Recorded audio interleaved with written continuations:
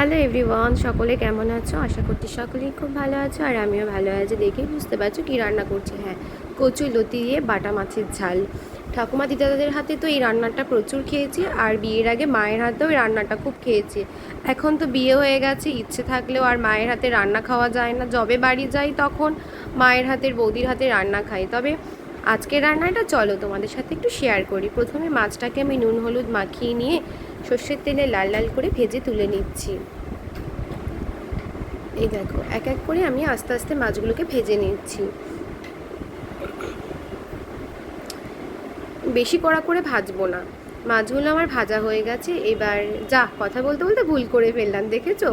তেলের মধ্যে জিরে তেজপাতা ফোড়ন দিয়ে কচুর লতিটা দিয়ে দিলাম। তারপরে ওটা আবার নামিয়ে নিয়ে আমি পেঁয়াজটাকে লাল লাল করে ভেজে কচুর লতিটা আবারও দিয়ে খানিকক্ষণ নাড়িয়ে তারপর বেটে রাখা মশলাটা দিয়ে জিরে গুঁড়ো, হলুদ, নুন সমস্ত কিছু দিয়ে আমি ভালো করে এটাকে কষিয়ে নেব। আর মশলাতে ছিল আদা, রসুন, কাঁচা লঙ্কা আর টমেটো। ভালো করে কষানো হয়ে গেলে মশলার গা থেকে তেল ছাড়লে আমি খানিকটা ফুটিয়ে রাখা জল দিয়ে দিয়েছি। আমি ফুটিয়ে রাখা জলটাই বেশি ব্যবহার করি।